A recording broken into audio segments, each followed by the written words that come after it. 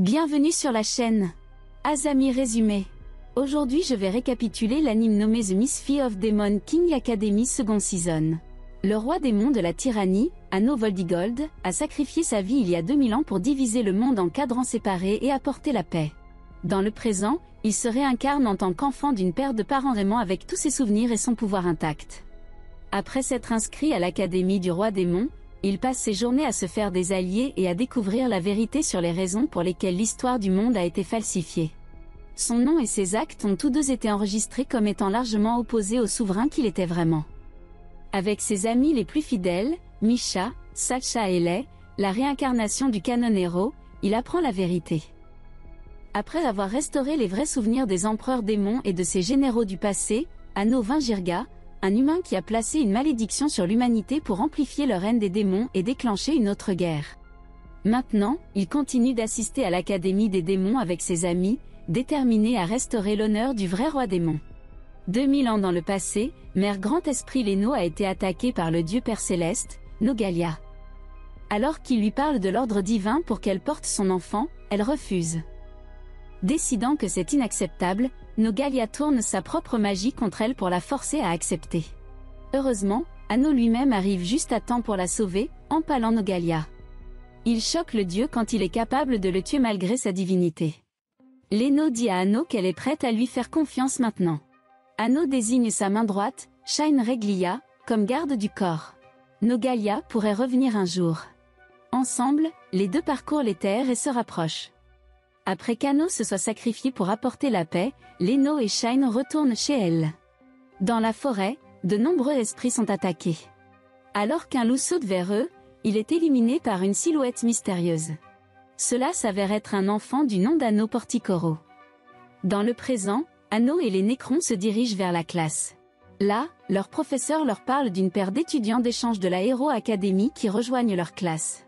Celle-ci s'avère être Eleonore et Zessia Bianca, une paire de filles avec lesquelles Anno et ses amis se sont liés d'amitié il y a quelque temps. De plus, il y a un nouveau professeur pour leur classe.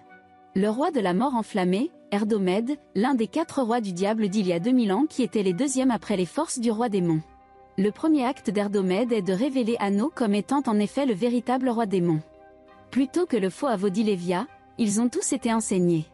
Alors que les étudiants montrent leur indignation face à cette affirmation, Erdomède en fournit la preuve. S'avançant, Anno leur dit ce qu'il dit depuis le début. Il est le véritable roi démon de la tyrannie. Cependant, le royaume de Diled est en paix, il n'y a donc plus besoin d'un tel que lui. Ils sont libres de le traiter comme un simple démon. Avant de retourner à son siège, Anno reconnaît le vrai moi d'Erdomède.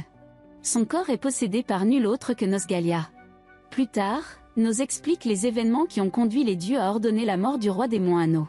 Lorsque les élèves déclarent que les dieux ne sont pas réels, Nosgalia révèle sa vraie nature en tant que dieu Père Céleste. Il retient les élèves avec des colliers de lumière. Il dit à Anno que celui qui l'a tué, un nouveau filleul, est dans cette académie. Il continue en se vantant du fait qu'Anno ne peut pas le tuer car cela bouleverserait l'équilibre du monde.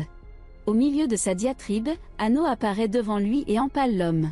Utilisant sa magie, il fait revivre le corps d'Erdomède et vend le pouvoir de Nosgalia à seulement 10%.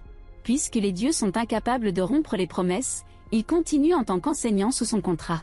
Plus tard, Anno, Lei, Sacha, Misha, Eleonore, et Misa, l'amant de Lei, décident de chercher le filleul dont Nosgalia a parlé. Se divisant en groupes, ils se dirigent vers l'extérieur. Ce soir-là, Anno parle aux filles qui composent son fan club. Il leur demande de chanter lors de la cérémonie qu'il organise pour annoncer sa réincarnation. Ce faisant, il reçoit des nouvelles d'attaques partout. Dans l'académie, un couloir plein d'élèves blessés est trouvé par les sœurs Nécrons. Lei et Misa sont attaqués par un autre démon. Eleonore et Zessia tombent sur une salle pleine d'étudiants empoisonnés. Se téléportant vers une tour spécifique, Anno trouve l'un de ses généraux, Melaz, inconscient. Devant lui se tient Zekozma, un subordonné d'Erdomède. Il révèle qu'Erdomède et Nosgalia sont alliés et travaillent contre lui. Utilisant l'identité du filleul comme appât, il défie Anno dans une bataille d'esprit. Zek explique la bataille d'esprit dans laquelle il souhaite défier Anno. Ce sera une sorte de jeu semblable à 20 questions. Il peut poser des questions à Zek 18 pour apprendre l'identité du filleul. S'il réussit, la magie de Zek sera scellée pendant 5 secondes. Si Anno échoue, sa propre magie sera scellée pendant 5 secondes. S'il se retire, sa magie sera également scellée pendant 5 secondes. Cependant, Zek n'est autorisé à répondre par un mensonge qu'une seule fois quand Anno l'interroge. En entendant cela, Anno fait un seul changement dans les conditions, fidèle à sa confiance en ses propres capacités écrasantes. Ce changement est à la moitié de son nombre de questions. Il gagnera ce défi en seulement 9 déclarations. Alors que cela se produit, Misha et Sacha, Lei et Misa, et Eleanor et Zesha font tous face à leurs propres adversaires dans la bataille. Les choses ne semblent bonnes pour aucune des paires. Acculés, chacun des subordonnés d'Anno semble être au bord de la défaite. De retour dans la tour, Anno utilise ses 9 questions et réalise la vérité derrière ce défi. Zek a modifié ses propres souvenirs pour que son mensonge déséquilibre tout le jeu. Sans la vraie mémoire, Anno n'allait jamais gagner cela. Zek révèle une escouade de soldats cachés présents pour attaquer Anno. Pensant vite, Anno se retire du match. Zek devient arrogant car il croit qu'Anno sera inoffensif sans sa magie. Sautant en avant, il tue Melaz et se retourne pour faire face à Anno. En quelques secondes, Anno a déjà vaincu tous les soldats à point nu. Le roi démon révèle alors que Zek n'a jamais été celui qui contrôlait ici. Melaz sort d'une porte derrière Anno. Il révèle que c'est Zek qui est entré dans le piège d'Anno pendant tout ce temps. Il a tué un faux fabriqué par lui et est maintenant piégé. Anno scelle les pouvoirs de Zek et le transforme en hibou. Zek révèle que sa mission était d'affaiblir les forces d'Anno, même le moins du monde. Avec les camarades d'Anno, ils montrent chacun les fruits de leur entraînement avec lui. Résistant aux obstacles, ils parviennent à vaincre leurs adversaires et à revenir vers lui. Pendant la bataille de Lei et Misa, quelque chose de choquant est révélé. En Misa se trouve l'esprit de nul autre que Leno. Une fois qu'ils se sont tous réunis, Anno partage que l'un d'eux pourrait être le filleul. Cependant, cela a été appris de l'ennemi, il n'est donc pas nécessaire de se méfier les uns des autres. Lei révèle une demi-épée qu'il a prise à son adversaire. Anno l'unit à l'autre moitié en sa possession pour révéler l'épée de pillage, l'arme de Shine Reglia, sa main droite d'il y a 2000 ans. Melaz révèle que Shine est vivant et attend Anno dans la force spirituelle d'Aartern. Anno décide qu'ils iront tous dans la forêt pour assurer la sécurité de tous. Non seulement cela, mais Erdofei, ou Galia, ira avec lui aussi. Une fois que sa promesse l'obligera à travailler correctement en tant qu'enseignant, ils organiseront une sortie scolaire à Aartern. Anno et ses amis, son fan club et la femme de chambre d'Erdo arrivent dans une ville. L'entrée d'Aartern se trouve quelque part à proximité, mais elle ne peut être trouvée que dans des conditions spécifiques. Le jour d'une éclipse solaire, avec du brouillard apparaissant dans les champs, il doit faire rire la fée Titi. Anno et les Nécrons rencontrent une fille mystérieuse dans la ville. La jeune fille, Lina, est désespérée d'entrer dans Aartern, comme eux. Se joignant à leur groupe, elle leur parle de l'état de l'éclipse solaire. Affichant encore une fois ses capacités incroyables, Anno utilise son pouvoir pour déplacer la lune et provoquer une éclipse sur place. Une fois la condition principale remplie, un brouillard apparaît. Alors que la plupart des membres du groupe sont incapables d'amuser les titis, les pitreries du fan club d'Anno en font rire. Après avoir accordé à Anno et à son groupe l'entrée à Aartern, ils posent des questions sur Lina. Selon eux, elle ressemble à l'esprit Leno qui est mort il y a environ 2000 ans. Ils mentionnent également un roi spirituel, quelque chose qui n'existait pas à l'époque d'Anno. À la recherche des subalternes passés d'Anno, ils se retrouvent dans ce que les titis appellent une école spirituelle. Ici, ils rencontrent les 3 rois diables autres qu'Erdo a créés. Le roi de l'acier cramoisi, Gili-Siris. Le roi maudit, Keelam. Et le roi de l'enfer, Aegis Koad. Avant que les groupes ne deviennent violents, un arbre au milieu de l'école parle. C'est Annie Union, l'arbre de l'éducation qui enseigne cette école. Curieusement, Lina semble le reconnaître. L'arbre révèle que les gens de cette école sont maintenant piégés. La seule façon pour eux de s'échapper est de passer un test sur les esprits et de passer une épreuve spéciale. Ceux qui échouent sont chassés par le loup de l'ombre, Jenner. Confiant en lui et en ses disciples, Anno fait un pacte avec Gili-Siris. Dans une semaine, tout son groupe passera le test d'Annie Union. Ensuite, il doit répondre aux questions d'Anno. S'ils échouent, il peut avoir la source magique d'Anno. Anno utilise sa magie pour récupérer quelques souvenirs supplémentaires de Lina. Cela les conduit à une forêt de livres. Ici, le groupe passe son temps à mémoriser tout ce qui peut apparaître sur le test d'Annie Union. Lorsque le jour du test arrive, Anno le termine en quelques instants. Il sent cependant que les tests de ses camarades sont falsifiés par Gilles Cyrus. En utilisant ses propres méthodes, il fait en sorte que chacun d'entre eux obtienne un score parfait.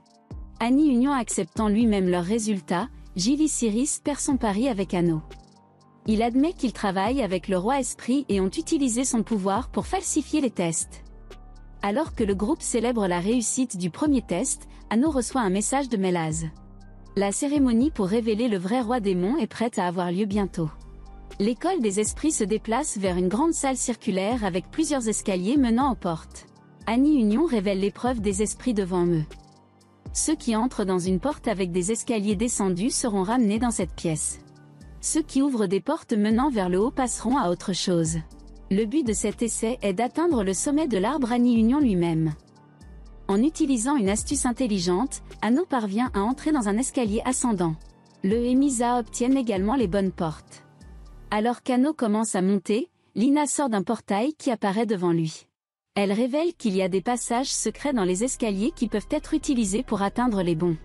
Après avoir partagé ce message avec le reste de leur groupe, Anno et Lina se dirigent vers le haut. Quelque temps plus tard, ils franchissent une autre porte secrète. Cela conduit à un champ infini de fleurs avec une épée encastrée dans le sol. Ici, Lina est presque émue aux larmes de nostalgie. Elle est certaine qu'elle est déjà venue ici. Puis, Gist, l'amant de Keelam, apparaît devant eux. Elle révèle que lui et le code d'Edge obéissent au roi esprit parce qu'il a des otages. Elle demande à Anno de sauver ses otages afin qu'il soit libre. Anno admet qu'il a également l'intention de sauver ses propres disciples du passé, alors il acceptera cette demande. Pendant ce temps, Lei et Misa se retrouvent en haut de leurs escaliers. Ensemble, ils pénètrent dans ce qui semble être des nuages solides. Le loup de l'ombre, Jenner, apparaît et leur dit qu'ils ont réussi leur procès. Ils peuvent rencontrer le roi esprit. Quand ils entrent dans sa salle du trône, une voix leur parle. Pour parler au roi, ils doivent d'abord détruire son casque en duel. Avec Anno et Lina, eux aussi ont atteint la zone nuageuse en haut de l'escalier. Ici, ils répondent au code d'Edge. Ils demandent à s'allier avec Anno. Pendant qu'il distrait Jenner, Code ira sauver leurs otages. Acceptant cela, Anno engage Jenner dans le combat car il ne les laisse pas passer comme lait. Lorsque ses sorts ne fonctionnent pas sur Jenner, Anno réalise la vraie façon de passer l'épreuve. Pour attraper Jenner, il doit simplement le voir sans utiliser ses yeux. Suite à cette tactique, il gagne le procès et Jenner lui permet de passer. Laissant Lina sous la protection du code, il se dirige vers un château. De retour avec Lei, il parvient à endommager le casque du roi esprit avec le soutien de Misa. Malheureusement, le roi des esprits n'honore pas les conditions du duel. Renversant Lei, il le lie avec de la magie et empale Misa. À l'intérieur du château où il est entré, Anno ne trouve nul autre que Gilles Cyrus. Cherchant à écraser Anno, il invoque un sort magique massif et se vante qu'il s'agit d'une magie ancienne supérieure. Comme d'habitude, Anno démolit son adversaire. S'éloignant de Gilles Cyrus, il déclare qu'il a surpassé la magie ancienne il y a 2000 ans.